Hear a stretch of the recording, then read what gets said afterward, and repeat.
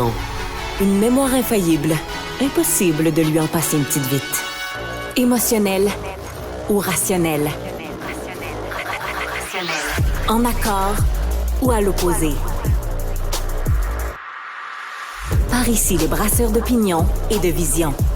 Les rencontres de l'air. Bonjour Marie. Salut Mario.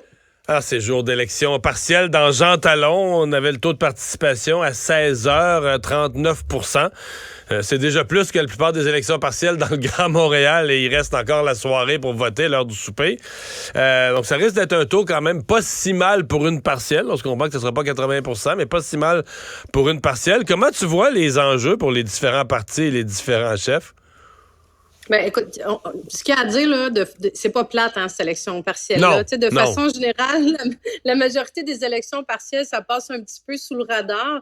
Là, non seulement depuis le début, bon, avec tout ce qui s'est passé, entre autres, avec la CAQ qui avait sorti des échanges puis des courriels de rencontres avec le candidat du Parti québécois qui a répliqué, qui finalement, comme écoute, ça a pris des proportions assez importantes. Puis, tu sais, le candidat de Québec solidaire également aussi, qui n'était pas le choix de l'establishment. En tout cas, il y a comme plein d'éléments depuis le début qui fait que ça garde l'attention et ça reste pas en dessous du radar, mais au-dessus du radar, je dirais.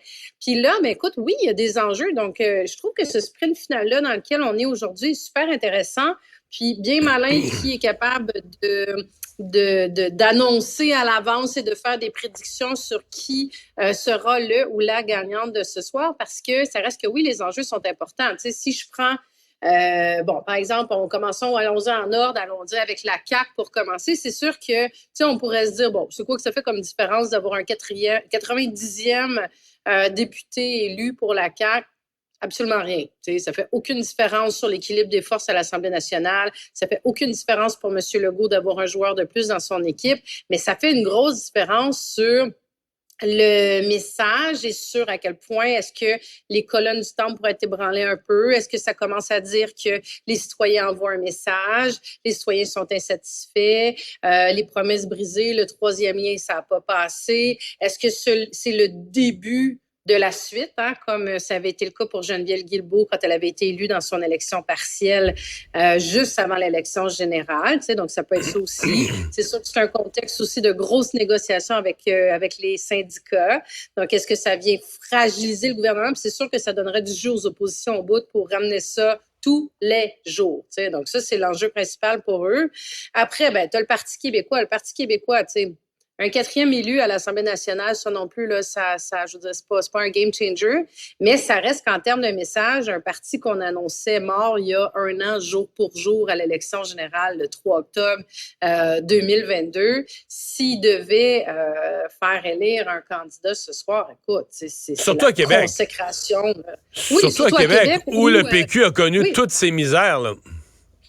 Puis dans un comté qu'ils n'ont jamais eu non plus. Là, tu sais, je veux dire, il faut le rappeler, c'est un comté historiquement libéral, sauf depuis l'élection de la députée qui a quitté Joëlle Boutin.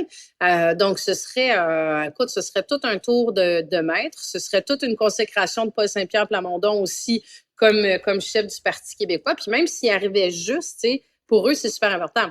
Après ça, c'est est-ce que Québec solidaire ou le Parti libéral du Québec pourrait créer la surprise? Là, Québec solidaire sont arrivés 2e à l'élection générale. Est-ce qu'ils vont dégringoler 3e? Est-ce qu'ils vont maintenir leur position? Mais le dernier sondage était excellent pour eux dans la région de Québec. Une grosse remontée dans la région de Québec. Ça. Donc, c'est pour ça que je dis, tu sais, ça pourrait être surprenant. La candidate du Parti libéral du Québec sont arrivés 4e à la dernière élection. Mais tu sais, je veux dire, Mme Anglade, sa campagne électorale allait très mal, le parti allait très mal. La candidate du Parti libéral du Québec est bien connue dans la région. Elle a bien fait les choses. Moi, ce que j'entends, c'est qu'elle est très appréciée, tu sais, qu'elle a un bon entre-gens. Est-ce que ça pourrait faire la différence? À voir. Mais chose certaine, comme tu disais, tu sais, déjà dans l'élection, dans le BVA, le vote par anticipation, il y avait déjà un électeur sur 5 qui avaient voté. Bon, ça, c'est si on prend pour acquis que tous les électeurs votent, ce qui n'est pas le cas, là. Donc, c'est peut-être un électeur sur 2 ou sur 3 qui ira voter, ce qui est beaucoup. Puis là, le taux de participation est très, très fort. Donc, ça veut dire que probablement les machines électorales fonctionnent bien, les gens font sortir leur vote, ou est-ce que les citoyens sont très mobilisés pour... C'est un petit peu plus politisé à Québec qu'à Montréal, mettons. Les gens sont plus au courant, suivent plus ça. C'est une autre affaire. C'est quand même la capitale. Ça me surprend.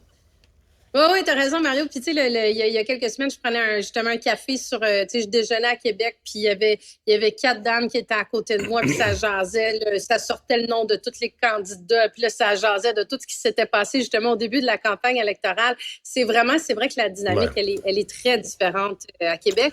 Mais chose certaine, ça va être très intéressant de suivre ce résultat-là, puis on va pouvoir recommenter pour les conséquences que ça aura pour la suite. On va s'en reparler demain.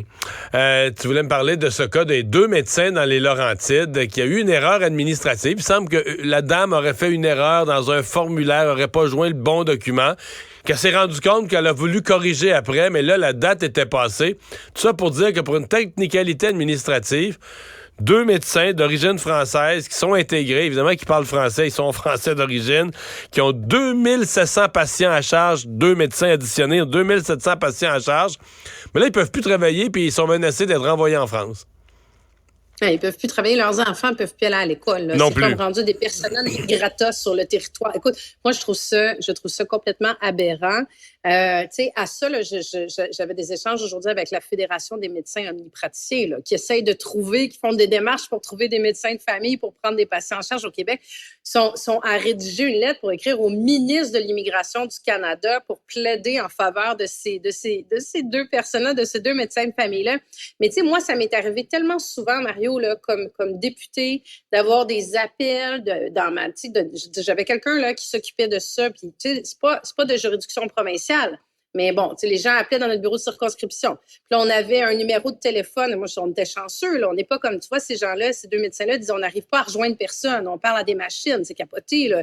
Puis nous, on avait des numéros spéciaux, mais on se faisait toujours répondre ah, ben là, on peut rien faire. Puis là, on peut pas intervenir. Puis là, on peut pas faire de. Puis là, les ministres aussi sont. Ah, tu sais, tu as vu Marc Miller qui dit ben non, moi, je peux pas faire de l'ingérence.